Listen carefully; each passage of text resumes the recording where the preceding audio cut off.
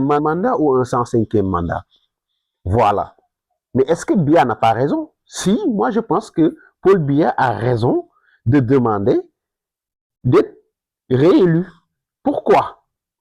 Parce que, d'abord, la Constitution ne lui interdit pas. Ça, c'est un premier pas. Respect des principes constitutionnels. Biya a raison.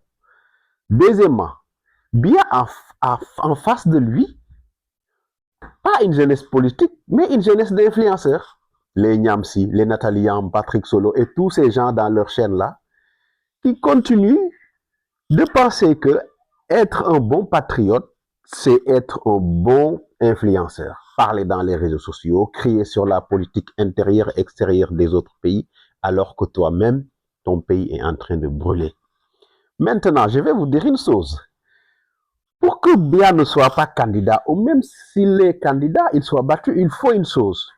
Je vous demande de revenir prendre les méthodes, les stratégies sénégalaises, de la jeunesse sénégalaise en termes d'engagement politique. Vous savez que la jeunesse sénégalaise est une jeunesse dynamique, politiquement dynamique et patriotique profondément. Si vous voulez que Paul Biya ne soit plus président, offrez aux Camerounais une meilleure offre que ce que leur donne Biya.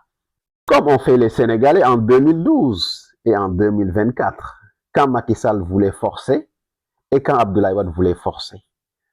Donc, laissez Biya poser leur candidature, laissez Biya poser sa candidature et maintenant donner une offre meilleure.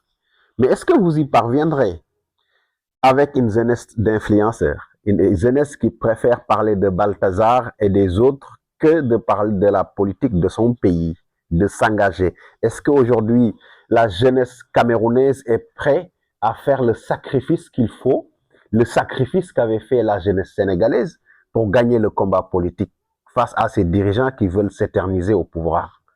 Je ne suis pas sûr que la jeunesse camerounaise soit prête. Écoutez-les dans les réseaux sociaux. Vous allez très vite comprendre pourquoi Biya a duré. Parce qu'il n'y a pas d'alternative. Il n'y a pas d'alternative à Biya. Biya est la solution. Parce que c'est Biya qui offre aux Camerounais ce qui les correspond. Monsieur Franklin Nyamsi, vous avez l'opportunité cette fois-ci vraiment d'aller dans votre pays, de battre campagne, d'offrir un programme de développement meilleur que Biya, meilleur que le programme de Biya. Nathalie Yamb, vous avez chez nous une dame qui s'appelle Anta Babacar Ngom, fils de milliardaire. Mais n'empêche, elle descend sur le terrain, battre campagne, et aujourd'hui, elle est députée à l'Assemblée nationale du Sénégal.